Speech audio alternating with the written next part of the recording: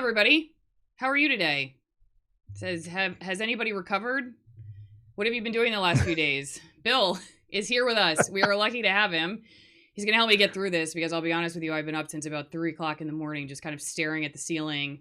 Feels like it's some of those movies where they do all the artsy stuff where the fans just going around and round and round and round, and you're just staring at it, like hoping somebody will beam you to an alternate universe out of your room to a new world. So it's like something out of a Stanley Kubrick I know movie. that's kind of how I feel. So guys, if you don't remember Bill or you're new to the channel, Bill, why don't you just brief people real fast on your background in TV news? Really quick, I did TV and radio journalism for 14 years, all up and down the I-65 corridor, spanning from Indiana down to Tennessee, and just news and sports was my jam. And the more appropriate question would be, what have I not done in journalism, as opposed to what have I done? Exactly. I know. I feel like that's probably been a lot of us, though. I stayed in one position, but I basically did everything within that position: photographer, editor, So guys, the reason that I titled this "Burning the Evidence and the Future of Free Speech Online" is because I want to talk about. I already sort of did in my previous live stream on Wednesday when this, riot into the mob going into the Capitol occurred, and how distrust in the media has grown, and sort of this failure of institutional trust, and topics that you probably would rather listen to somebody like Noam Chomsky than myself discuss. That said, when I go back and look at the amount of coverage that social media and corporate media organizations, and not to necessarily, I guess I should say, the corporate media organizations were the ones that gave all the attention and the coverage to Trump. The social media platforms, of course, like, they could post their stories on, they use them to talk to their viewers through, made an incredible amount of money, grew their audiences through this. And then like, now it's just like, I'm calling it burning the evidence, simply because it's like, I've seen all these journalists now trying to distance themselves from this, corporate news organizations trying to distance themselves from what's going on right now. And I haven't really seen a whole lot of reflection saying like, what part did we play? And again, as somebody who has gotten a lot of flack for like, why don't you talk about this? And why don't you talk about that? When it comes to any number of conspiracy theories that are out there, for instance, I want to be very clear about what I do on this channel. And that is, I talk about what I know, because I really believe you guys wouldn't get a whole lot of valuable information from me just talking about stuff that I really am not an expert on. And keep in mind, I was a TV news reporter in Macon, Georgia, Knoxville, Tennessee, Tampa, Florida, and Seattle, Washington. And my last 6 years, I covered the environment. My mug says, if you want me to listen to you talk about whales, okay, this is what I know really well. So when people are like, well, what about this? And what about that? And what about that? Guys, like, maybe someday I'll be able to look into any number of what's going on, what the people who stormed the Capitol were thinking, who all of them were, like, the stuff that's going out there. It's just the amount of information that it's so fast. It comes in so fast. And the reason that I don't like give you a 3-day treatise on QAnon, for instance, is because I don't know. I know what I would tell you for 3 straight days. I'm not an expert on that kind of stuff. I just know the media. So that's what I'm talking about. And I just, Bill, the reason I just preface that by saying is that there is so much going on out there right now that I'm not trying to make false promises about what I'm trying to do. I'm not trying to tell you that like I know everything and you should just trust me over every other person, but I'm trying to pander to a particular group. I talk about the media not because I'm like trying to be some kind of turncoat or something. I talk about the media because this is what I know. And I wanted to talk specifically about the hypocrisy that I see happening right now and the calls for censorship among journalists, because that's what I know. And I do feel like it really does have this kind of tenor of like, we had no problem for 4 years just fanning the flames, fanning the flames, fanning the flames. And this goes for all different sides, whether it's a side that just gives you Republican or conservative talking points, or a side that just gives you leftist Democrat talking points, or something in the middle, or something way out there that wouldn't consider themselves any of those. We're at a point now where we are seeing, I really believe, a continuation of dangerous ways of looking at each other and thinking through topics, and such a distrust in, like, if it doesn't come from our side now, we will not listen to it, and vice versa. If it comes from our side, we'll trust it off a cliff. And that's what I saw on Wednesday. And so that's why I want to talk about this, and that's why I asked Bill if he'd come on and talk about what his thoughts are. And, you know, real fast, if it's okay, Bill, I just kind of want to, and I'm going to get to the chats in 1 second. And look at, hang on 1 second. I'm going to, Allison, yeah. I will go ahead and apologize. Apparently my Kentucky hat has triggered a bunch of people in your chat today. Why is that? They don't like the University of Kentucky? They're not Kentucky Wildcat fans, apparently. So I just as kind of a sidebar joke, I'm a Kentucky fan and I can't stand Kentucky fans. That's okay. They're the most delusional fan base on the planet. But so overlook that part. I'm a Kentucky fan, but I'm a realist too. I don't even hate the University of Louisville. I saw a couple of people put in your chat, go Cards. You know, I'll pull for the Cards as long as they're not playing Kentucky. So everybody calm down. It's okay. Let's not start with that energy. Let's, stick to topic here. Yeah. Well, that's the other topic. Like there's very many topics that I'm not well versed on. And I will say that college sports, having gone to Wake Forest University, where really almost every single one of our sports teams was terrible. Everybody left the football games basically by halftime. We were pretty fair weather followers, I'll be honest with you. I feel bad for them, but Go Deeks anyway. So, okay, we're looking at the New York Times article. I brought this up before, okay? And it's titled $2 billion worth of free media for Donald Trump. And the whole thing was about, spending. So here's Trump on like what he actually spent compared to Bush, Rubio, Sanders, Clinton. You see him, he's like kind of in the middle here. But with the way they calculated with the way that he was covered was, look at this, free. Look at him compared to the other candidates. And there's always that funny story of just focusing on his empty podium for so long. And then we go to covering President Trump in a polarized media environment. These are things I've talked about on the channel before, so it's nothing new, but I'm going to repeat them. During the early days of the administration, similar storylines covered across outlets, but types of sources heard from and the assessments of Trump's actions differed. In an era when Americans' choices about whom to turn to and trust for news are often divided along political lines, a new Pew Research Center study of media coverage of the early days of the Trump administration finds those preferences to be significant. News outlets whose audience leans to the left politically, those whose audience leans to the right, and those appealing to a more mixed audience covered a similar news agenda and mostly framed their coverage around character and leadership rather than policy. But the types of sources included in the stories and the assessments of the administration's words and actions often differed. According to the study of more than 3,000 news stories during the first 100 days of the Trump presidency across 24 media outlets with content from television, radio, and web. So I'm going to scroll down a little bit here. And here you go. Outlets with a left-leaning audience more likely to refute a statement made by Trump administration. So look at this. It's like outlets with a right-leaning audience, 2%.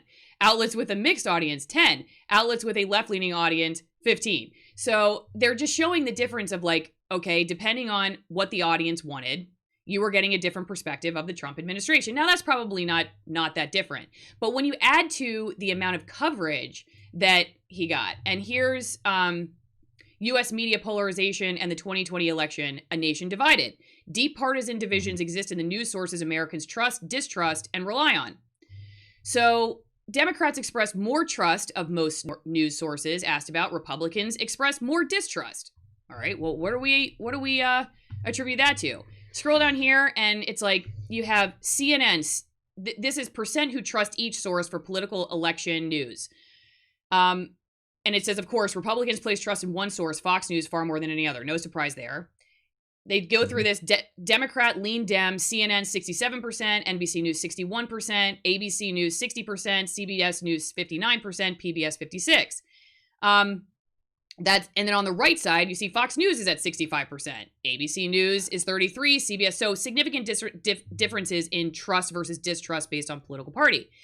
Now, the reason I bring this up is because when you combine, like, if I go back to here where they're talking about, they do discuss like the amount of negativity, the amount that Trump was driving the news cycle, how often his tweets, for instance, were what picked up on, were picked up on by the reporters. And I'm trying to find, let's see here. Okay, here we go. Compared with past administrations, coverage of Trump's early days focused less on policy and was more negative overall. So, the center has also conducted similar analyses for the early months of 3 prior administrations: Barack Obama, George Bush, and Bill Clinton. But for each succeeding president, the media universe has expanded dramatically. While today, for example, about 9 in 10 U.S. adults get at least some news online, just 14% of Americans even reported using the internet in 1995. So that's incredible, right? That just goes to show the increase in where people are getting the information right now. So you have to look at that too. But it says that the coverage of Trump's early days in office moved further away from a focus on the policy agenda. 31% of stories compared with 50% for Obama, 65% for Bush, and 58% for Clinton, and toward character and leadership. And the evaluations of President Trump were far more negative and less positive than those of his predecessors. So once again, with these past presidents they're talking about, there was far more coverage of their actual policy. And I'm sure people can debate about what that coverage was like, but that they were following a line that discussed policy more. With Trump, there was more of a focus on personality. Why? Well, I believe because his personality and his Twitter wars and the way he conducted himself, it got people all riled up, whether you really liked him or you really didn't like him. And that was more interesting in it, and it got people to watch more. And I don't think this is necessarily a disputed fact. Now, the New York Times, as I've said before, has said that they felt like Trump posed such a significant threat to American democracy and frankly the world that they had to cover him differently. That's what you'll hear from them. Like, okay, so it was different, but we had to because this was a different kind of enemy. My concern was that it was going to get to the point where people were going to have such a fissure of trust that we were going to get exactly what we got on Wednesday. And so, Bill, if it's okay, and then I'm going to hand it over to you in a second, I just want to play this video really quickly. This is something that I recorded in response to those Pew Research studies that I'm talking about. I recorded this in August, okay? So here we go. Now, if you think perhaps that President Trump is, in fact, a unique danger to America and the world, and you agree with this, I will just leave one challenge for you to consider, and that is that if the coverage is overtly negative and overtly critical and aggressive in a way that it never has before, if every headline is the sky is falling, if every headline is this is a historic threat, if every headline is this is a unique danger, then eventually none of it is. Do you see what I'm saying? Like, if there's always a fire, there's never a fire. If everything is terrible, nothing is terrible. If everything's historic, nothing is historic. I think it increases conspiracy theories, paranoia, and frankly, when there is actually an emergency where you need to take the American public by the scruff of the neck and say, hey, listen, like, really, we need to be paying attention to this. You've lost your opportunity because they become tone deaf because every headline every single day was an emergency that they needed to pay attention to. And frankly, back to the New York Times article from August 2016, they sort of predict that too, saying that will only serve to worsen their already dim view of the news media. They're talking about core Trump supporters, which initially failed to recognize the power of their grievances and therefore failed to recognize the seriousness of Mr. Trump's candidacy. Okay, so what do you think about that, Bill? I think that hair, that jacket, that's the lead singer of Warrant right there, isn't it? That was back in the good old days when I had the long hair, when I was at 4,000 subscribers, and now I have the 80,000 subscriber haircut. Obviously this is the very fancy do. Gotcha.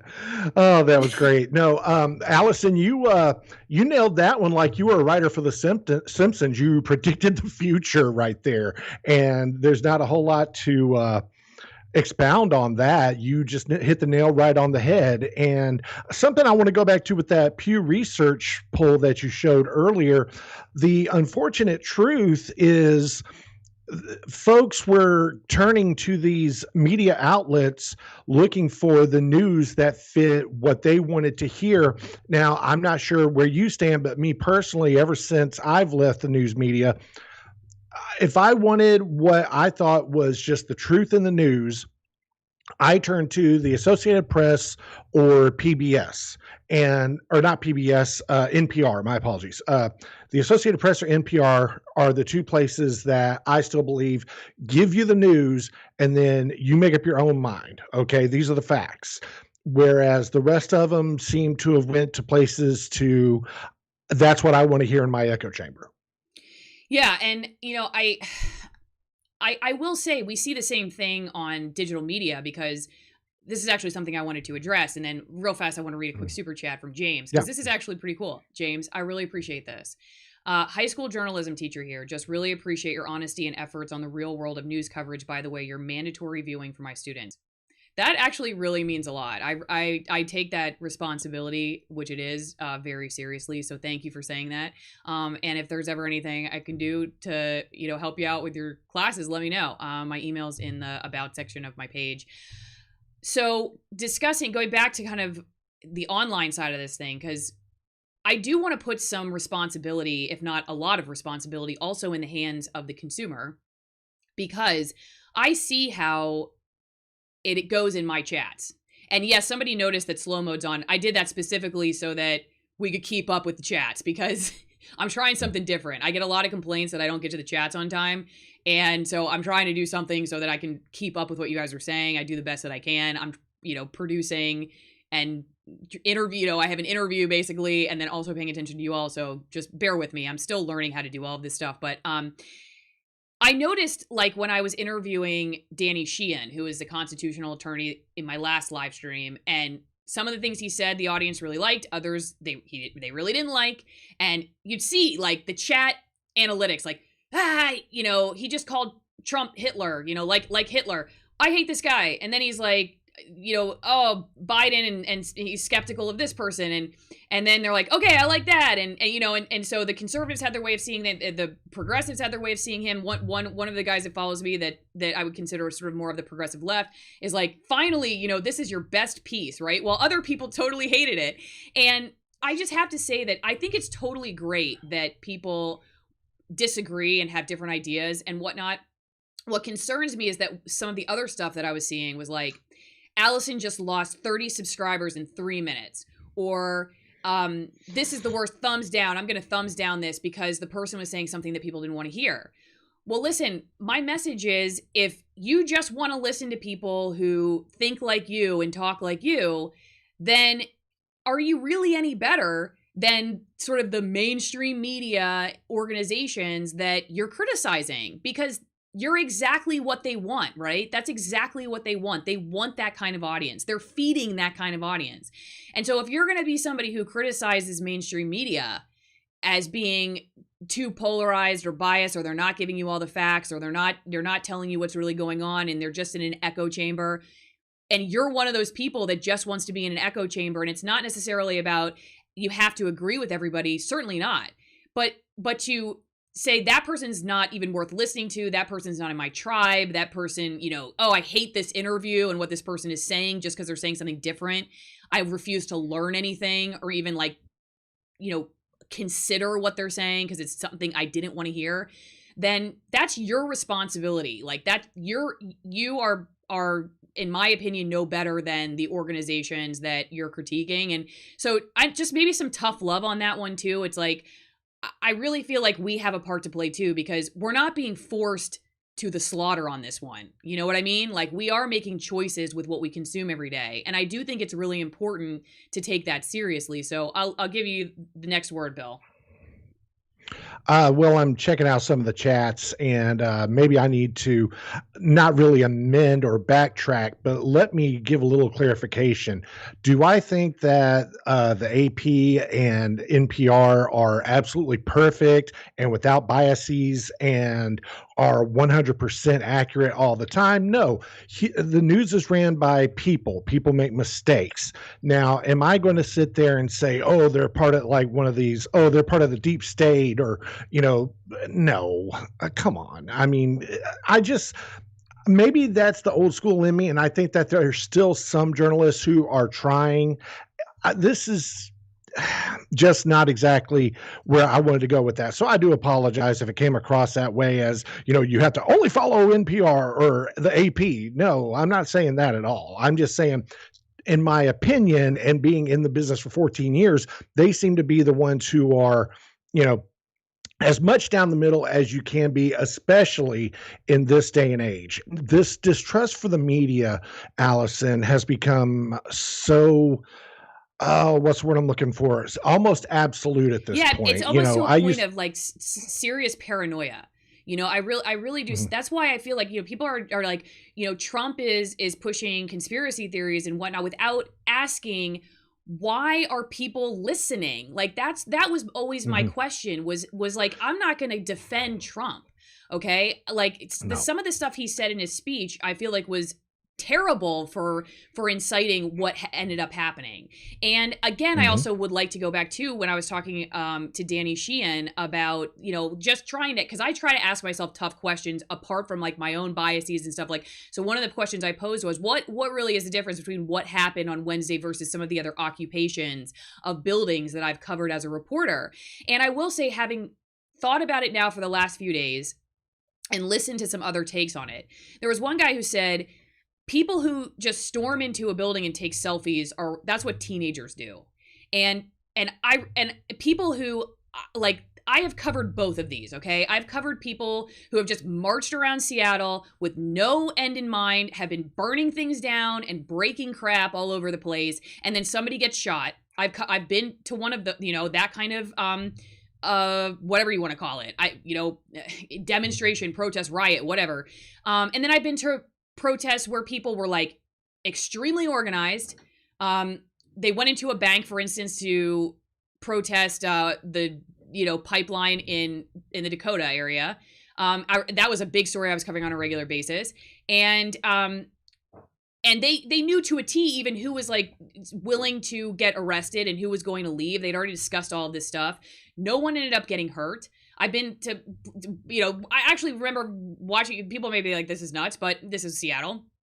They set up a bunch of teepees in the middle of one of the main streets in downtown Seattle and chained themselves to the top. And then eventually police climbed up, or the fire department, I think, and got them down. And then I believe they were arrested. And there was like a very calculated way of doing civil disobedience. And so I do think there is a difference there now that I've had time to think about it. What I saw on Wednesday was like a mob, like I've seen in the past, marching around Seattle, where it's like, where are we going? We're just going around and around. I remember the night of the inauguration in 2016, I walked probably 9 miles before we got to the University of Washington, and then somebody ended up getting shot. And it's like that kind of stuff. Not that the organized stuff doesn't have its own issues, but I'm just saying, like, I try to really think about that kind of stuff. And so to go back to that, when you see that kind of mob behavior and the ability for somebody to get people riled up, and those people being responsible for allowing themselves to be in a situation and thinking a way that they did in order to like just, storm the Bastille or whatever they thought they were doing that day, but then taking selfies in Nancy Pelosi's seat or, on the Senate seat or whatever. Like, what was the end game there? I guess that was always the question I was asking. Like, what was the end game? Because I could tell you in some of the other direct actions that I've covered, like, there was an actual end game. They knew what they actually wanted to be arrested because they wanted to go through the court process, because they wanted these things to be tried out in court, because they were trying to challenge a law, and that was and their direct action of breaking the law was their way of getting their day in court. So it was very different in that sense.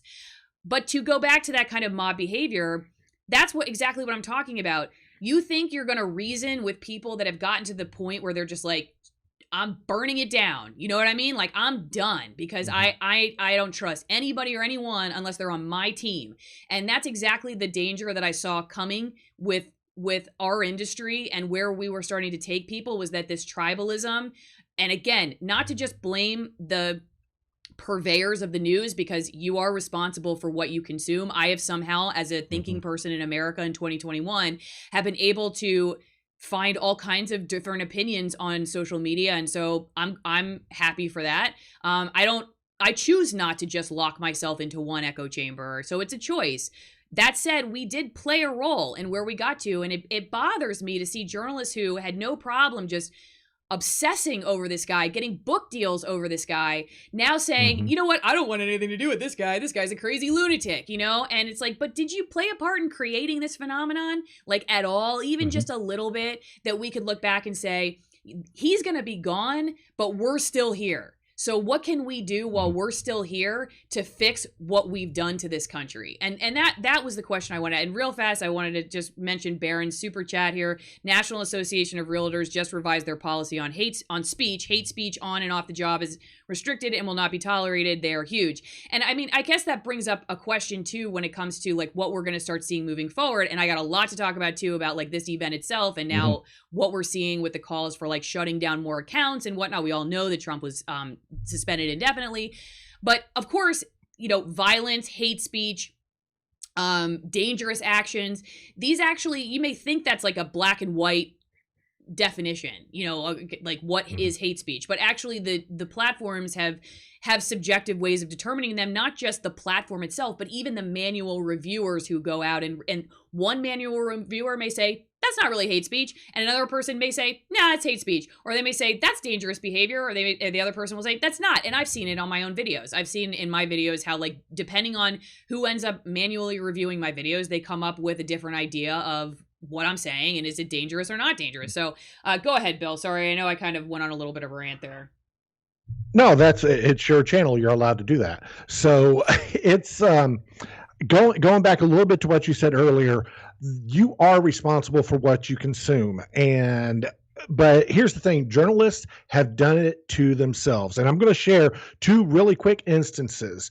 Lindsay Davis. Okay, not only do mainstream media journalists have they done it to themselves, but they've done it and not paid any kind of consequences. Okay, Brian Williams, he lied his tail off, and he got a little bit of a demotion because instead of doing the evening news, he had to go to MSNBC Light or whatever he's doing now. He really didn't face any kind of consequences. Lindsay Davis in 2016 when did that happen? Late 2016, Lindsay Davis stages, okay, and it's leaked on social media. It's put all over the place. Lindsay Davis at ABC News stages a crime scene to make it look more interesting for her live shot. Okay. And what happened to her? Nothing. She gets promoted. She gets a book deal. She gets to moderate presidential, vice presidential debates. So, the very first example of this that I remember witnessing firsthand, the 2010 flooding in Nashville, which was arguably the biggest news story of the year nationally. You could make that case. Now, I didn't work in Nashville at the time, but I worked for a nearby station. And of course, we drove and we covered it. And Anderson Cooper, where they had the flood zone and the pumps and I can't remember the technical term for it, where they had the water walled off in Nashville. Anderson Cooper was getting ready to do a live shot for CNN. And he said, well, this is as close as they'll let us get to the water. And they're like, yeah, we can't go any further. Well, it only got up to about his shins. So to make it look more dramatic, he kneels down to make it look like he's in waist high water. This is the flooding in downtown Nashville. It's like, you're lying. I'm sitting there. And Allison, I did this. I was like, we're not supposed to do that. So they've done it to themselves. And not only have they done it, they've gotten away with it. And that's why they have lower approval ratings than any politician. Yeah, I guess if I were to just look at it, like, let's take the media out of it and let's think about being married for an instance, okay? If you are or dating, whatever, you don't want to get married, fine, I don't care. But you're just in any relationship, even your boss for that matter. If you're constantly like, it's always your fault, it's always your fault, it's always your fault, and you're like just skewing reality just a little bit, but you're never taking any responsibility for like how your relationship has gotten to the place it is, then eventually you're going to exacerbate that person. And they're going to be like, you know what? I'm done. You never take responsibility for any of your actions. You always, you point at me. First, you maybe don't take me seriously at all. Now you're just coming down on me all the time. And people just get exacerbated. Is that the right word? Exasperated? Mm-hmm. Exacerbated. Yeah. And so I see that. And I do believe that, well, like I said in my video in August, that it increases conspiracy theories. You don't have the opportunity to talk sense to people. I said this on a live stream that I did earlier today on Eric Hunley's channel. You guys go check it out if you have the chance. I was actually on with him, and then for a little bit with Nate the lawyer talking about this.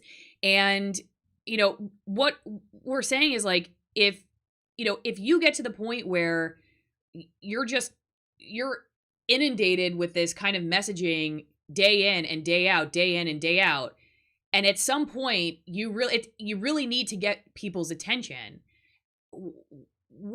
They're not listening anymore. And I had a friend who, she's a journalist, and she wanted to dispel the rumors about Antifa being a part of the storming of the Capitol. So she posts an article from the New York Times talking about it.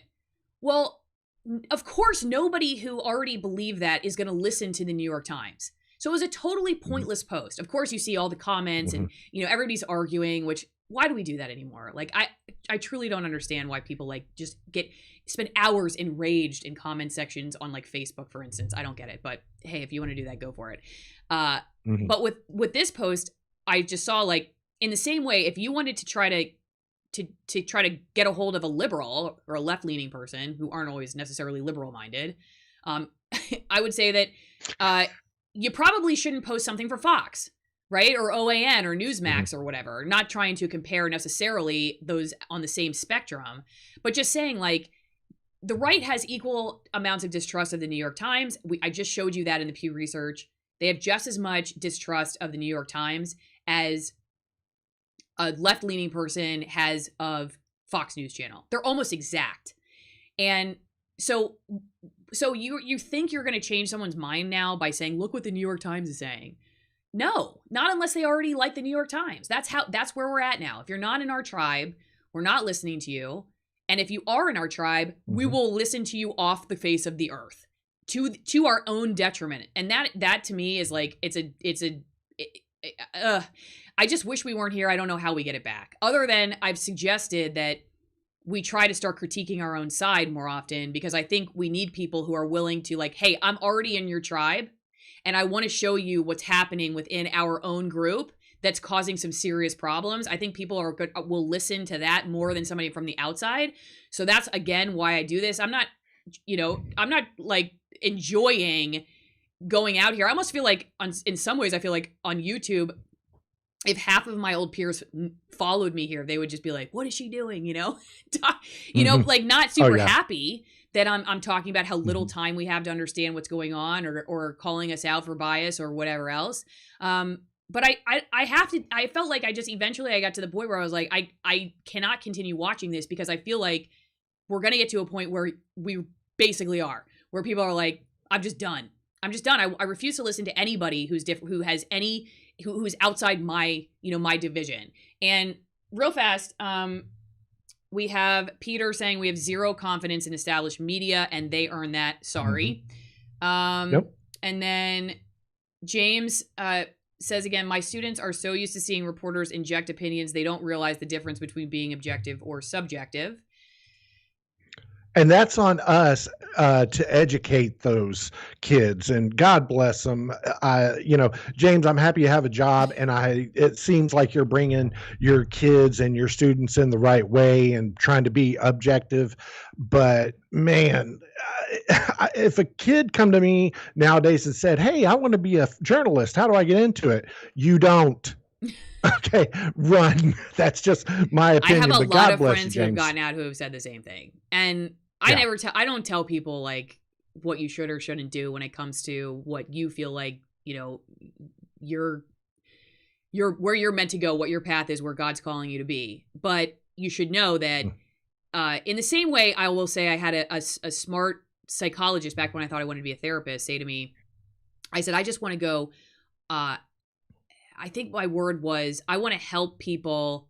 Oh gosh, I want to help people get better. I said something that sounds pretty lame, but it was something where it was like, I want to save people, right? Like actually, this is what I say, because my brother was a drug addict at the time.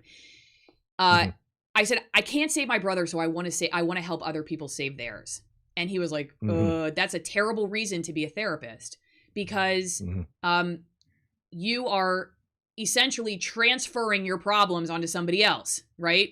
So you should be aware of, like, that's not the right reason to be a therapist. You haven't worked out your own issues, so you're going to go work them out on someone else, which is why some people will come out of a therapy session and say, that person felt like kind of a quack, because every industry's got them, including ours. That's just to say that, like, same thing if you're going to go be a journalist. Make sure you know what you're signing up for. Lynn would say the same thing about the military, okay? You have all these ideas. You're going to go wave an American flag around the world in the name of truth and democracy and the American way or whatnot. Well, is that really what they always do? And like, are they, what's it really like? Like, what is it really like? And what's it like when you get out and you can't get an appointment at the VA and your benefits dry up, or they don't give them to you at all, or you have all these pre-existing conditions that can't get covered, or any of that stuff. So you should just know what you're signing up for. And real fast, here's another one. Censoring Trump is going to make things worse. And let's talk about that too. That's from Mark. Thank you for the super chat. Allison, we both have family members and loved ones that we care about that have had issues with the VA. So let's not go down that rabbit hole. That's another conversation for another time. But kind of going to what you were saying earlier, I don't know if have you ever heard of Shamari Stone? Yes. This is so he tweeted a couple of days ago while, the riot, protest, whatever you want to say, where Trump supporters were stomping and breaking. I played that video. I played that video. Did you? Yeah. Okay. I couldn't remember if you played that or not. But then the tweet itself, where he says in his 20 years in the news career, he's never seen anything like this. Yeah. Dude, were you in a coma the last 8 months? I saw numerous reporter after cameraman after equipment get destroyed in 2020. It was ridiculous. That's how one way that some of that stuff has gotten. And I really think only in scale necessarily, because even before Trump, we were having, and it may have, been unique to the Seattle and the Portland area, but when we would cover a lot of it would, before it was like, sometimes it was Antifa, sometimes it was Black Lives Matter, sometimes it was just, people who were just out like to cause trouble. It depended on the day, but it wasn't the first time that we saw people just really distrustful of the media, and then sometimes grabbing cameras out of people's hands and trying to break them. I just had a buddy in Seattle send me a video, which I was going to use in another chat, where like they're just trying to cover nothing that even has to do with a ideological protest of any kind. They're just there and people are just coming up to him now like, get out of here, get out of here, get out of here, smashing their hands into their lens. And that's been going on for a while. My friends left the the Oakland, California market because those people had to go around with armed guards. Oh, yeah. Because they were constantly either getting their stuff stolen or getting attacked.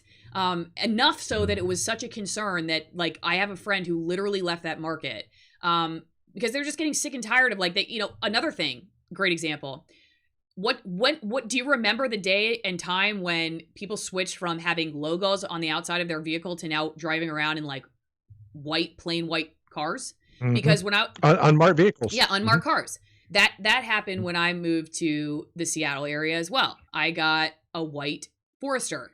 It looks very mundane. You would never know I was part of the news. I mean, I spot the white Foresters now, right, when I'm driving around because I'm one of them, or I was one of them. But yeah, like you would never have known. I'd show up, and on one hand, it was annoying because you'd show up to a crime scene, for instance, and the officials like didn't know that you were part of the news, so they just thought you were a rando that was trying to get through, and they're like, no, and you're like, no, I'm with the news, let me through. But on the other hand, it was like a safety thing to keep people from breaking in and stealing your gear or attacking you. And I've had people chase me around live trucks. I had a guy that was arrested for harassing me and coming near to assaulting me. He assaulted the police officer who then tried to arrest him, all before what we're seeing today. But so it's not to say this is like the same thing, because I do think by scale it has increased in intensity 100%. That's kind of the part of this video. But to just say that like this just happened overnight, and like we No. never seen anything like people hating the media. Like, yeah, I totally agree with you. And thanks, Josh, for the super chat. We really appreciate it. But Allison, that was the exception to the rule. I've been attacked a couple of times before. You know, those are going to happen, but those were the exceptions to the rule. That happened maybe if you had a 20-year career in the media, that if you did hard news and breaking news, it would happen to you maybe 2 to 4 times in your career. But now it's happening all the time. So the increase of this has gone up way exponentially. And a lot of these people, for good or ill, you know, whether you think they're biased or they're not in your echo chamber, a lot of them don't deserve that. A lot of these folks are just camera operators, live truck operators who are just sitting there trying to do a job, same as you guys. Yeah, and I did want to just go back to and say thank you, Sissy for the super chat, but we just had you up, but also I think this is a good point, and kind of and then I have another one I wanted to pull up, which I think brings us to the next part of the discussion. So acting like January 6th was where the problem started is idiotic. Blaming Trump for it all is idiotic. Lots of people and organizations are to blame, including politicians on all sides and media. Mm-hmm. And that's another thing I think it was I was hearing Matt Taibbi talk about this on the Hill. Bill, you sent me that video because he talks a lot about the media. He wrote a book called Hate Inc. literally, years ago, basically predicting this exact, like this just being a continuation and the sort of perhaps not the end really, but definitely a culmination of many factors that he had talked about. And it's also a political thing when you start using different serious events like the pandemic for political posturing or whatever else that you've lied to people about, war, anything like it doesn't. I'm just trying to think of all the sort of the big, like, that our federal government has been involved in, and then you expect that, like, if you're like, well, I'm just withholding the truth from them for this, for what reason exactly? Because they can't handle it, or because I don't totally know. But then you want them to trust you on the end. It's just like people are so distrustful at this point, and it's not that I want to say like, just beat up on the politicians and the media or whatever. It's just, hey guys, like, again, if you focus all of this just on Trump, we are not going to make any progress in the future. We're just not. We're going to, because we're not taking responsibility for how we got here. So we're not able to fix the, some serious portions of the problem itself. Now, is that to say that, like, Trump and his fake news and enemy of the people stuff didn't aggravate his base when it comes to the media? Of course not. But if they really trusted the media, do you think he could really capitalize on that? I mean, that's the part I've always kind of, like, as a psychology, somebody who has a Master of Divinity degree with a specialization in psychology. Yeah, there are situations where people are like psyops and, I'm taking over I'm brainwashing you and whatnot. But if you don't want that to happen, like if you're not sitting there like, I'm already pretty skeptical and I already don't really like these people. Like if you actually knew, like you were really supportive, like you knew journalists and you had your favorite outlets that you're like, these are really good journalists at the New York Times or whatever. Do you think somebody could just come in and just be like, the New York Times is crap? No, I think people kind of already believe that, and then he just amped it up, and so it's like, okay, that's why I don't think that the answer then is to just say, that guy just makes us all look bad, and he calls us the enemy of the people, and we've done nothing wrong. I think that just fuels the flames. To go to another chat that I thought was interesting too. Oh gosh, where is it? I'm trying to. Well, this is a good one. Citizens, even on extreme sides, have more in common than not. We are letting politicians and media divide us. Danny talked about the dialectic and how often, people in the elite structure like us to keep fighting back and forth over like this side versus that side, because it just kind of keeps us preoccupied without looking at where it's all coming from and whatnot. I just saw somebody say, and I'm trying to find, oh, here it is. Yeah, Mark, censoring Trump is going to make things worse. I actually really agree with that. I think you have to ask efficacy of what's going on. And so that's why I kind of take us to the next part of the conversation. Is this going to, because he's already saying he's going to start his own platform now. Okay. So you have to ask, like, what is the efficacy of what you're doing? Is it actually going to work? And then what does that do for your, this, I've seen journalists saying like, right, we got to get rid of this, all of the different accounts that support these conspiracy theories and people that are peddling. Like one of my former coworkers who now works for one of the networks was like, but what about all the little conspiracy handles, all the little 64 followers on Twitter? What about those people? When are we going to get rid of them? Because your grandma's posting their stuff, and seeing journalists just calling more and more for that. And that just to me fuels more of this, like, well, see, and it just drives people more underground. At some point, something happens that you are really not going to be able to predict, because there's going to be a way to figure this out. And Lynn's talked about it, seeing in other countries where, you may take away Parler off of Apple devices, for instance, but people will find another way to communicate. And so I really do question not just the motivation, simply because like how much attention and money and publicity and follower and like just all the things that people got in the last 4 years, and now they're like, oh God, we got to burn this down. I question the motivation, but I also do question the efficacy, and I'm curious what you think about that too. I think that Americans are lazy for the most part, and they don't want to go back and forth between Parler or Gab or there's a third one. I can't remember what it's called. They don't want to go to Parler, Gab, or the other one and get their information or get their ammunition to have the battle with the evil liberal people, and then go back to Facebook and Twitter and YouTube. And they don't want to go back and forth like that, and the average person doesn't want to have 7 different tabs open on Google Chrome just so they can. Some of them do, and they will, but for the most part, you're hitting the nail on the head there. And a lot of people, this censoring Trump and then trying to, do we ban the little accounts too that are saying the same thing he does? And the back and forth nonsense, it's not helping anything or anyone in the long run. I agree. I think it just is going to end up escalating the situation even more, but I guess we're going to have to wait and see. Peter, I don't know if I already said thank you, but thank you if I didn't. Let's go down and see. Okay, hold my 1,000 Chrome tabs. Baron of Gray Matter, NPR said Hunter Biden's story was not worth covering. They are true leftist propaganda. Well, I remember that happening, but also, and then you saw people like Glenn Greenwald quitting over that kind of same issue that he was seeing behind the scenes in his newsroom. What he felt like was being censored by the editors at The Intercept, which he helped create. But also I saw prior to that NPR in Seattle, KUOW, I did a video, where they're talking about how they're not going to cover the coronavirus press conferences live anymore because the reporter literally called it like horse shit, something, right? And by the way, has anyone noticed that people are saying ass all the time on television nowadays? Like, I'm sorry, I'm just saying it because but I've seen anchors on mainstream channels literally calling elected officials asses. I can't imagine if I had gone on TV and said like the mayor of Seattle is an ass, Yeah. What my bosses would have been like, girl, you're out of here. Like, when did that become part of, just reality, right?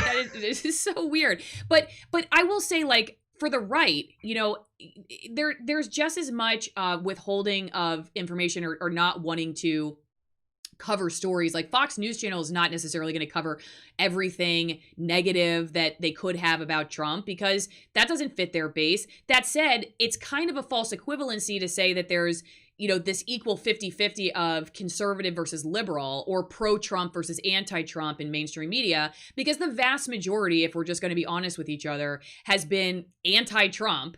And then you have Fox, and then if you want to consider, OAN or, a part of that, but I don't really think the average American considers like CBS and OAN in the same category, and CBS isn't trying to come across as an overtly partisan outlet, or the New York Times, for instance, is not that's not supposed to be their brand. But you see that more and more, and frankly, they've been very clear themselves. They said several years ago that Trump was testing their norms of objectivity, and so they just had to cover him differently. They felt like they had to do that.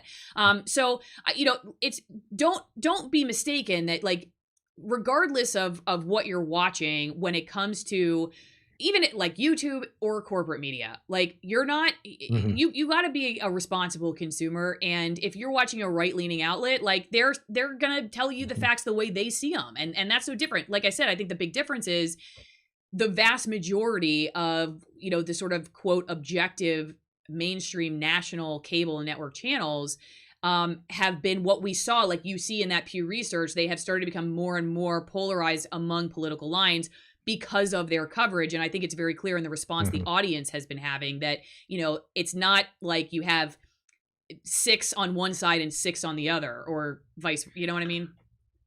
Right. Well, let's be honest. When it comes to OAN, One American News Network, and this is not a knock against Tomi Lahren. I don't know her. I couldn't tell you her from Eve. But let's be honest. If she was not a Barbie doll who had half a brain that said some clever stuff about Obama, nobody would even know what OAN really is. She put them on the map. And then once she left, yeah, I mean, people still know what it is now, but this is also stemming from the lack of not only balanced and journalism, but the lack of options that the people in the right echo chamber, because really it was just Fox News for the longest time. And now OAN a little bit, and then what's the other one? Newsmax. Yeah. That one's starting to come along a little bit now. Of course, there's the Blaze, but even the Blaze is they're on shoestrings now and got a foot in the grave. They don't even have Dana Lash anymore, as far as I know. I think she's pretty much buried herself. But you know, either way, it doesn't really matter. You're going to get the information. We live in unprecedented times, and I'm not talking about the coronavirus pandemic.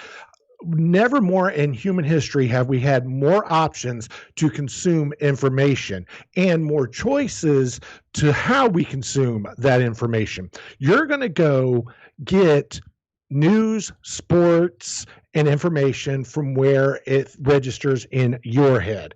And with more options, more places to go. And with more places to go, more room for mistakes and stuff that isn't true. I mean, pretty soon, Allison, I'm so scared that all we're going to have left is going to be Cenk Unger and what's the other, Alex Jones, rebel, you know, and they're going to be having newsroom bum fights or some stuff. I don't know. That's what I'm scared of. Yeah, I don't know. I don't know if it'll be Alex Jones, because he's not. I don't know if he's going to be on any of the platforms that Cenk's going to be on, but well, you know what? I think it was Politicon 2-3 years ago when Cenk and Ben Shapiro showed up together. I never would have thought in a million years that would have happened. That's like Thanos and Darth Vader showing up at the same place together. It's like, whoa. Yeah. Well, I don't know. I honestly, with the way that things are going right now with like the accounts, and I do want to go, after I get to a couple more comments, I want to go back to the web, because I want to show people a little bit of what people are saying, like their subscriber count or their follower count on Twitter, for instance. If you tend to have a conservative audience, is dropping, but like the tens of thousands right now. And who knows what's going on there, but it just seems to be, you know, an odd timing. Peter says AP ignored that the election was contested, added to the angst without transparency. I think when it comes to the way that you know, the election itself was covered, I found some really good coverage with like Crystal and Sager on the Hill, because I thought they really did like try to take seriously the stuff that was coming out, and then they refuted it if they found it to be debunked. And I think that's the right way to do it. Just ignoring it, or just like repeating talking points, like parroting talking points.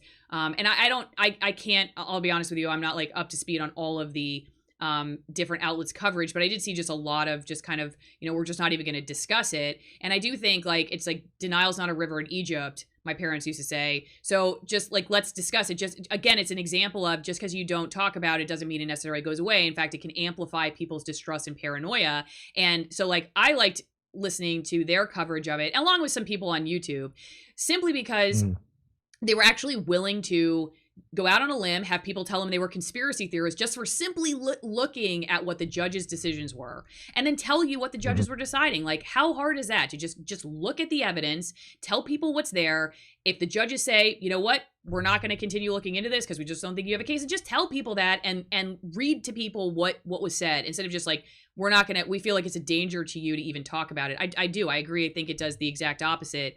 And then William says we need to learn to organize and focus our attention like the left. I don't know if that's what you're talking about. You're on the right. And I really feel like, again, I hope, guys, like what I get across today is that I really don't believe that people are as simple as like left versus right. I think, honestly, if we were to actually have real conversations with each other, we would find out that our viewpoints are very complex, and that you might have somebody on the left who absolutely agrees with you on one particular policy, and you may disagree with somebody on the right on that particular thing. There are people that supported Trump, for instance, who I know the articles were written about him, honestly, like as if there was a bad thing, that people that voted for Trump would have been willing to vote for Tulsi Gabbard or Andrew Yang.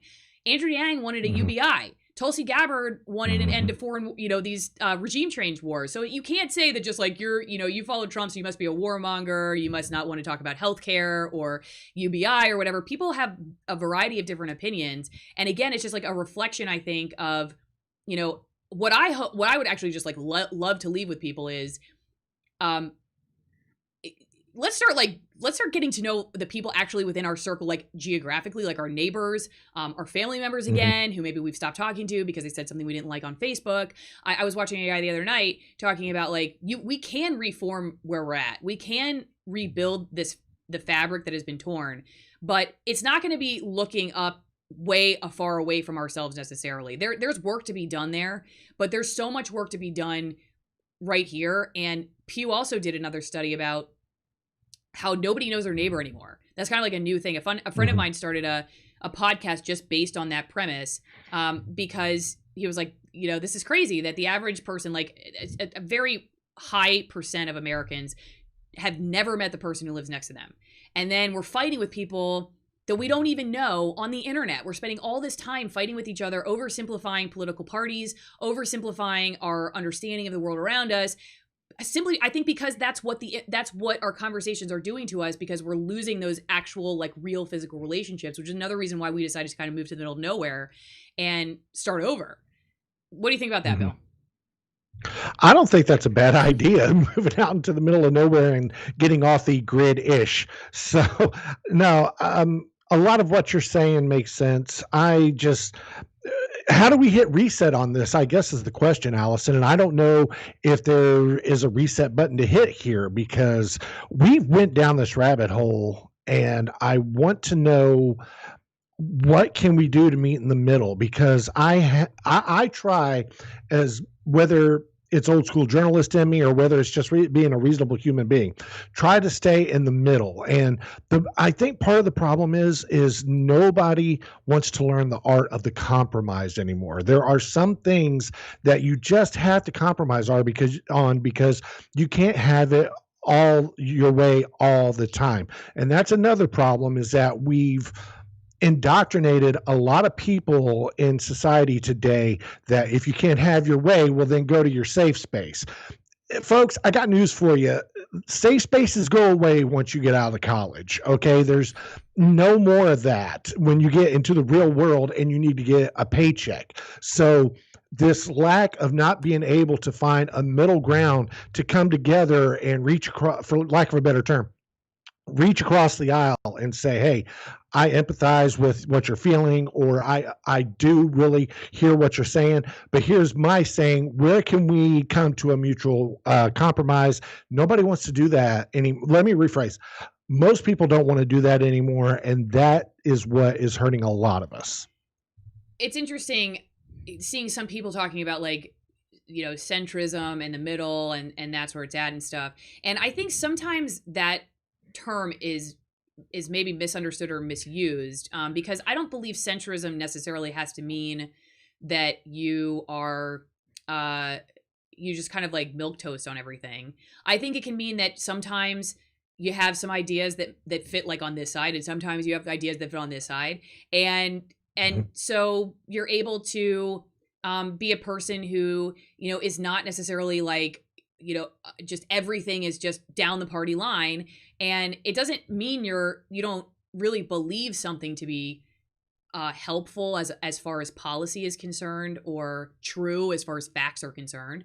It just means that you're not just buying everything your group is selling. And maybe it's like, you're pulled a little to the right, you're pulled a little to the left, as far as like you got two ropes, constantly trying to pull you to one side or the other. So you're holding that intention and technically, I guess, in the center.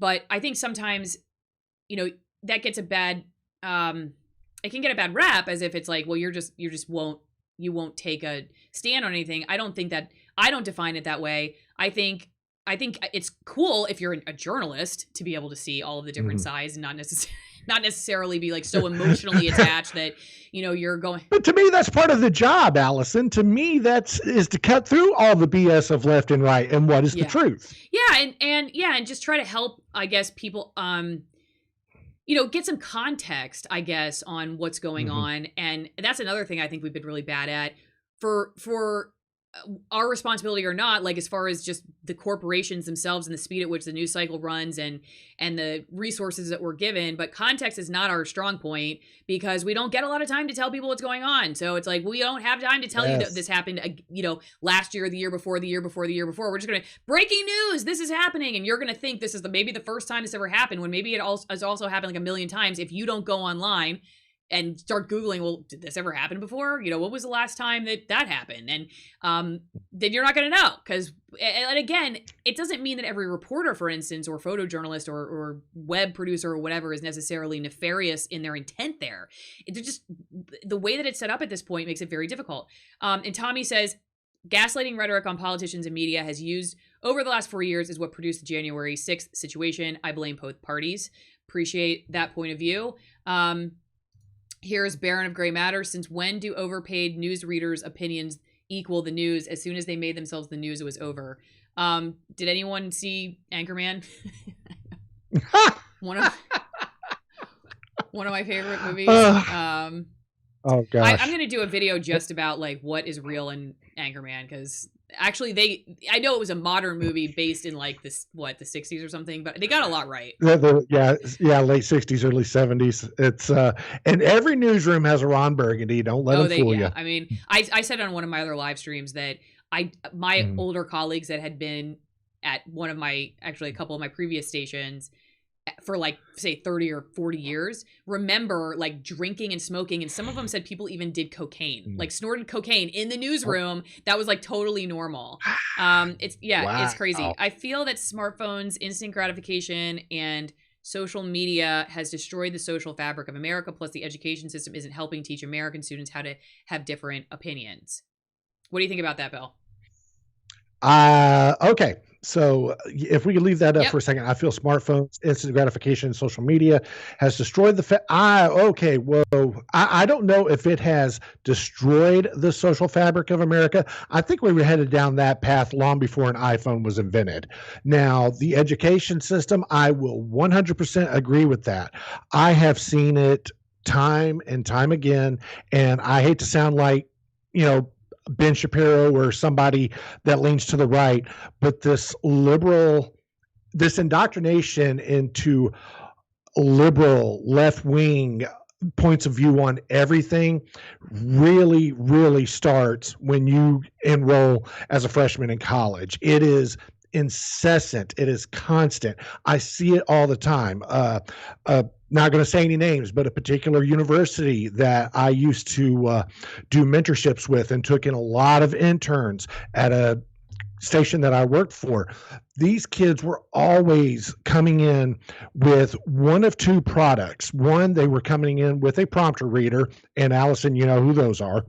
And you also had, and the other ones that you had where the kid's like, well, isn't that a little too conservative of a story? Or I'll give you a prime example. Here in Kentucky, I can't remember who it was. I want to say it was either Pew Research or somebody else did a study that Kentucky had the second best gun laws in the nation. And this intern that was working with us that day in the news meeting, editorial meeting, said, well, whoa, according to who? Where did they get that? In my opinion, they're the second worst gun laws in the country. Woo, the mountains crumble, the seas roar, Jesus of Nazareth has returned. But you see where I'm getting at. And these kids are getting indoctrinated into a liberal left-wing line of thinking the second they walk on campuses. That I truly 100% agree with that statement. I honestly think it depends on where you are. I think some universities, you could absolutely say that. I think other universities actually could be opposite of that. I do think that we've seen, like, in places in like Northern California, for instance, at some of the universities, like I believe Berkeley, there are speakers like some of the ones that you brought up.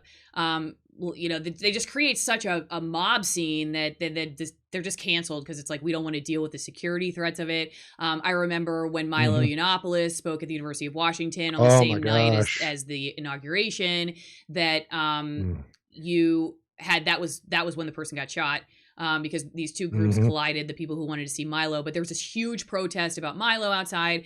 And I will say that I do think the average like younger person that I meet who comes into to do like the journalism work of whatever, you're going to be a photojournalist, you're going to be a reporter, that they do already kind of, I feel like you use the word indoctrination. I'm not totally sure I would use that term, but I would say like that a lot of kids, and again, I also want to differentiate between what would be like your kind of establishment academic liberal ideology versus what might be considered a more anti-establishment, progressive, elite skeptic type of left-leaning, because there's the same thing happening on the left as there is on the right with it when it comes to that sort of populist tenor, I guess. And so depending on where you are, you're getting kind of different ideas about that stuff. And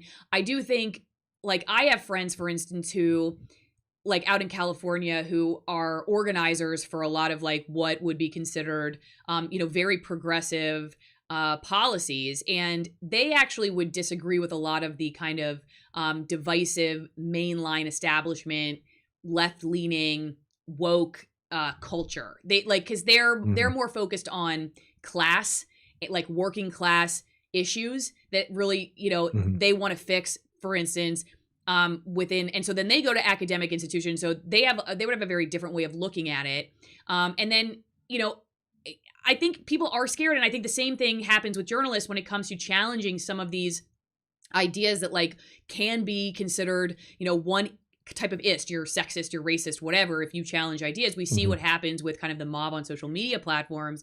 So yeah, does the mob, like, does that idea of, or I guess I should say the community guideline side of things, like, does it usually end up being that, if you have that kind of perspective, this sort of woke perspective, that you're more likely to fly under the radar in academia or online, for instance, versus if you're somebody who has a conservative right-leaning? Yeah, I mean, I would say typically that they align, like that the community guideline policies, or like what you feel safe saying in academic circles. I definitely saw at my master's program that one of the real problems with people getting mad at each other if they had different opposing viewpoints, and often sort of like you were saying, kind of that I call it like the woke ideology. I don't really know what else to call it, but sort of that virtue signaling way of being, like, about like, well, I'm better than you because I think this. The reason that was so destructive, I feel like, to conversation was because the people who like really did actually want to learn, and maybe they had ideas right or left that were incorrect and could grow and change, they just didn't speak up because they felt like, they were going to get lambasted in their classrooms. And so I did see that as a real problem. And I haven't been in, academics in 15 years, but I did see a very strong hesitance on the part of a lot of people to have conversations that were challenging, I guess, whatever you would call that sort of, that kind of mainline, like, virtue signaling woke way of talking about things, which I actually believe that people on the progressive left, I know some people will disagree with me on this, but watching folks like that, like Kyle Kalinske, for instance, Crystal Ball, Jimmy Dore, I don't believe those people think that's where they want to focus their time. They're talking about like Medicare for all, or UBI, or ending wars, or like, that kind of stuff. Getting, they're even critiquing mainstream media and those talking points. And so I do think when you're discussing academics and what students are dealing with, you got to understand too that nuance that I'm not totally sure that you would have. Like I said, I have people in academics that I'm friends with and organizing in California who would despise what you're talking about, but they would still be considered on the left, and because they don't want to get into the culture wars, they want to help people that are like really struggling when it comes to working class problems. As far as the other part of that statement on like how social media and so smartphones and whatnot have affected us, I don't think there's, it's not breaking news that it has changed the way our brains interact with these devices, that we get these dopamine shots when we look at our phones, that the sort of analytics of seeing I got likes versus dislikes, do people like me or not like me, the way that the platforms themselves like want to keep you coming. If you've watched The Social Dilemma, you kind of see that and you're like, holy crap. And what's funny is like basically The Social Dilemma kind of tells you that like, once again, what we've been seeing over the last year, like they're like, yeah, we kind of, this is what it's set up to do, because the more controversy and the more conflict, it makes the machine learning change. So it's like, yeah, keep them coming back, because you're going to keep commenting and you're going to keep using the device, and then we can sell more money. You know what I mean? So, or make more money. So there is a divisiveness that perhaps, like you were saying, maybe they didn't invent it, but has it been accelerated by these devices and these platforms? I absolutely believe that it has. Go ahead. No, I'd agree with that. I think you saw the same thing I did. James has another super chat here, and I think you'll find this one quite interesting. Which one? The latest one, James. Okay, posted. So first up, I'll just say thanks to Shock and Rose. Thank you. Need more of these conversations. Okay, James, got it. Let me click on here. Would you both address how leads are chosen? Why was it more important to feature people breaking windows instead of a person losing her life? Have you ever watched the movie Nightcrawler? No. Oh God. Okay. You and Leonard of the same ilk. Now, long story short, Nightcrawler is a movie starring Jake Gyllenhaal, and he plays what's called a news stringer in Los Angeles. There's actually a great docuseries on Netflix called Shot in the Dark about news stringers in Los Angeles. And I think you've said it before, and everybody's heard the saying, if it bleeds, it leads. And there's a scene where Rene Russo is explaining to Jake Gyllenhaal, we find our research shows that crime in white, rich, suburban areas tends to drive our viewership more than crimes that happen, say, in the inner city. So to ask the first part of James's question, that's very true, especially in editorial meetings. What was the big crime here, what was the more interesting crime? What is the crime that should lead the news cycle or dominate the news cycle? What do we do more coverage with? More crime in the inner city that we talk about all the time, or this, suburbanite, wealthy people living out in a ritzy area, they actually got shot up. That only happens once in a blue moon. Oh my gosh. And it drives that, the leads that he was talking about there. And I've seen that. I don't necessarily always subscribe to that, but I've also been one of those people. Why chase down car accidents when it happens? Unless it's a multi-car accident with a lot of injuries. Car crashes happen all the time. They're not news, but that's a very good question, and I hope that answers part of it. What about you, Allison? Leads. That's what we're talking about again, right?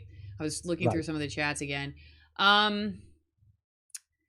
Well, I'm gonna go back to my I'm trying to find the question again exactly so I make sure I answer it.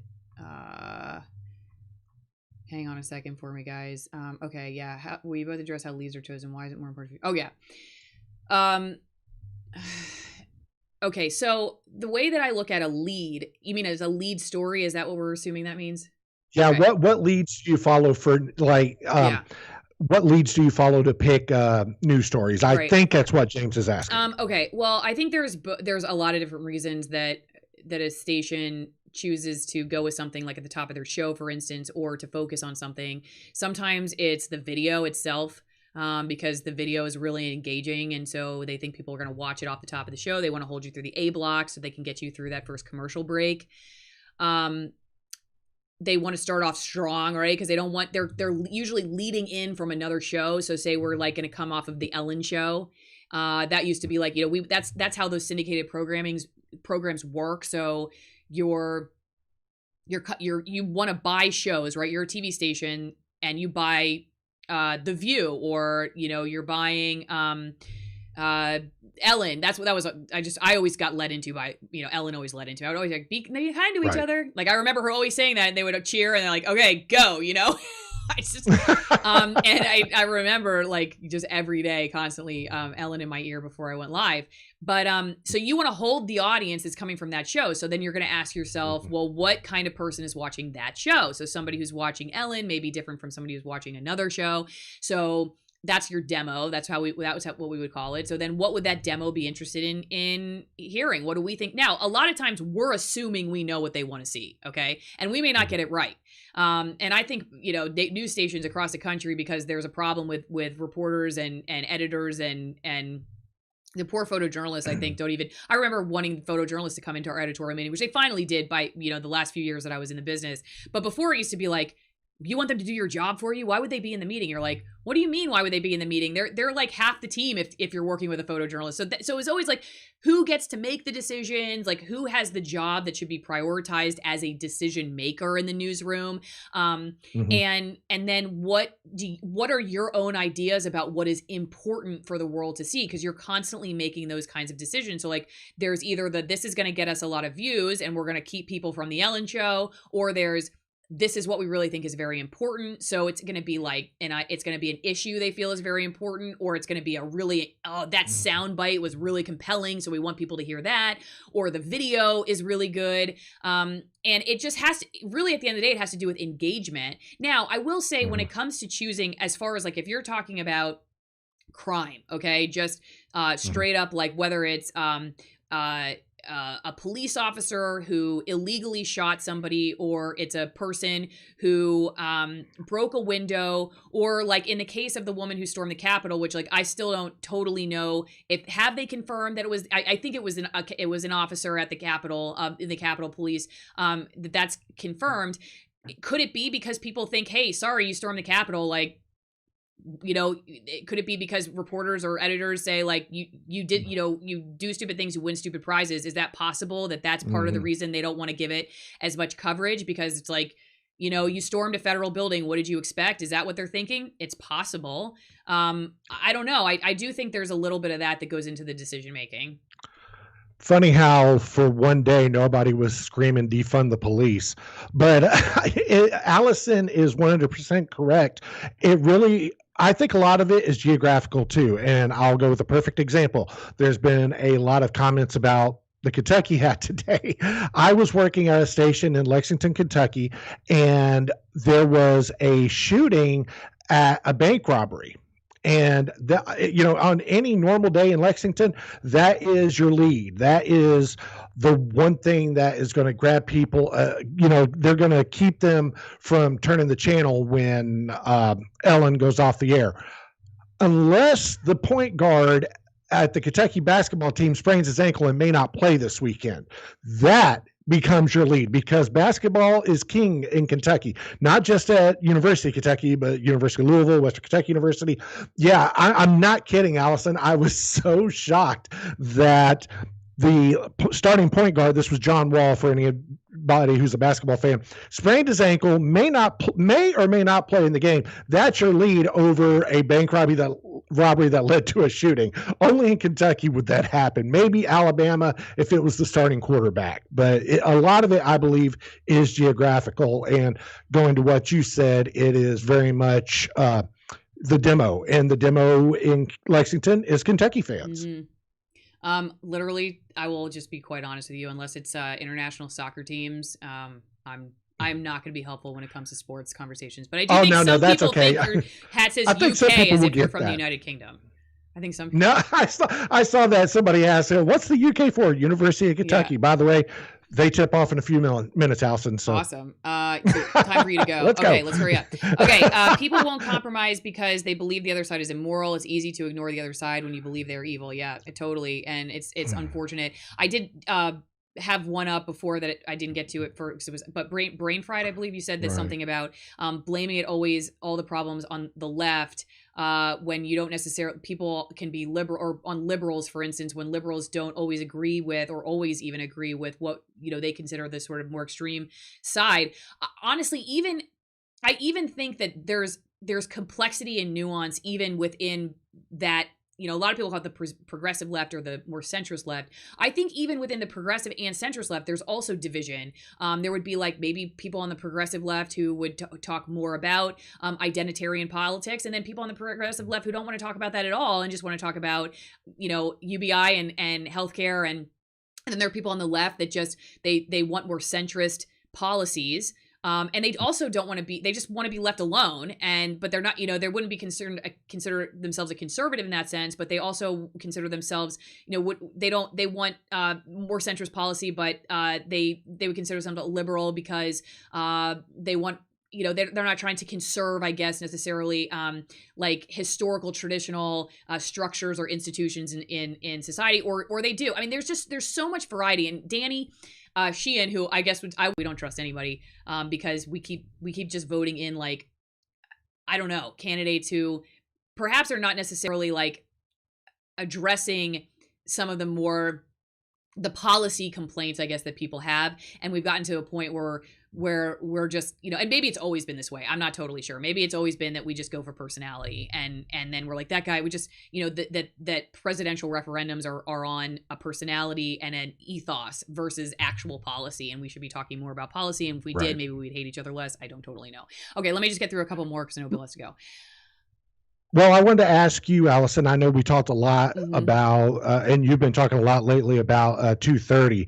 And do you believe that censoring Trump or banning Trump from the social media platforms will do anything to advance the talks of 230, or is it just going to stay stagnant? What do you think about that? I think that 230 is going to continue to be something that people are talking about. And I think it is probably or energizing the call. It will energize the calls, if it hasn't already, for people on the right, which again, I think we have to be, I've said a million times, like, I do with anything, try to calm yourself down. I'm sorry. You can be very thoughtful and confirmed, I guess, in like what you have studied and researched and you believe this is true. I don't want people to think I'm telling you to like toss out commitment to your values or whatnot. I'm just saying you don't have to be just really emotionally heated about stuff. And I have to check myself too. Like I spend a considerable amount of time nowadays like in silence because YouTube is tough, okay? YouTube is a tough crowd. I get it from all different sides, not just about how do I handle an interview or what did I say in that last one, or I'm Judas taking, for talking about the media or just whatever. And like it's a whole next level of insanity when it comes to being somebody who's talking out there publicly, because all the nasty grams used to go to the assignment desk and now they come straight to me. And so, like my advice for that is, if you're somebody who's like, we got to get these tech companies, we need to crack down on them, this is ridiculous. I understand where you're coming from. I absolutely do. And I think they've made some big, some really problematic decisions. Because you go in there like trying to one up somebody, like you're just trying to own them, or you just want to pound their face into the ground and just make them feel pain like you felt pain. I don't believe that gets us to a good place. I think that gets us to, again, like sometimes oversimplified solutions that are going to make things potentially worse. And I have talked to a bunch of different lawyers who have had different, let's try to act out of a place of researched thoughtfulness and understanding about what we're doing, instead of just, we just want to get back at people. I just feel like getting back at people is never, especially when it's a massive corporation that I'm not really sure you're ever going to get back at. You know what I mean? Like, I don't know if you're ever going to win one over Jack George. He'll be fine. You know what I mean? Like, he's going to be fine. Yeah. He's not going to be hurt. And it's like grandma used to always say, the problem with an eye for an eye is everybody ends up blind. Yeah, so exactly. Yeah, that's a good point. So that does no good. So I know you wanted to get to some chats before we called it a day. Yeah. And I didn't even, hang on. I wanted to just show one other thing. Hang on for me, Bill, for a second here. Oh, you're totally fine. Because this is actually, so this brings up, let's go to this real fast. Okay. Shall we? Web 2. Okay. So I was bringing up how, so Eric Hunley retweeted Cheryl Atkinson. So I was on Eric's podcast actually yesterday and today. And she's talking, I just hit 1 million followers on she used to be at CBS, right? CBS News. Right. And I know Parler is a target for this reason, but for now it's a good alternative. Twitter, as we once knew it, is going away. And it says new followers minus 27,927. Like, and that's hilarious. I mean, it's like, what? All right. That's great. You know, and here are just like a few different, I pulled a wide variety of people who fall in different ideological lines about the danger of what we're seeing on social media with like this call for censorship that, again, we've talked about. Like, I've seen my own, you know, I literally saw, Bill, I'm kind of in these threads on different sites like for journalists, right? And I'm still in them, and so I see how they're talking about these issues. And I saw somebody pose in a thread like, should we make it like illegal to basically get rid of Newsmax and OAN? Like, should we do that? And like, there was a whole thread of journalists opining. Thank God there were people that were like, are you serious? Like, if who's going to shut them down? The government? You want the government to start shutting down publishers of information? Like, do you not see where that leads us? And so I'm like, thank God. But there were still journalists who were like, yeah, there should definitely be a line. We should have, the government step in and start, kicking people out if you're not. And it's like, where does that lead us? Like, let's just talk about that for a second. So this is, yeah, that's just ridiculous. Yeah. I mean, that's basically North Korea and China. That's really leads you down a path that I think people are not thinking through long term enough. So like, this is Jason Whitlock. It's the president speaking to thousands in the nation's capital. It's history. It's not about whether you agree or disagree. It's our job to observe and document history. That's about who chose not to even cover that initial speech, right? And I, that was interesting. It was like they were freaking out when everybody was storming the Capitol, but weren't giving anyone context like about what was leading up to it. And like that right. this was in the middle of happening, because it's like, oh crap, now we're going to cover it because it's a mess. This is Richard Medhurst, who is a pretty consistent critic of American foreign policy. Our republic, he's quoting people, our republic is in danger. Our democracy and freedom under attack. Jesus Christ, I could just hear George W. Bush seeping out of there. They sound like neocons right now, all of them, talking about people on the left who are calling for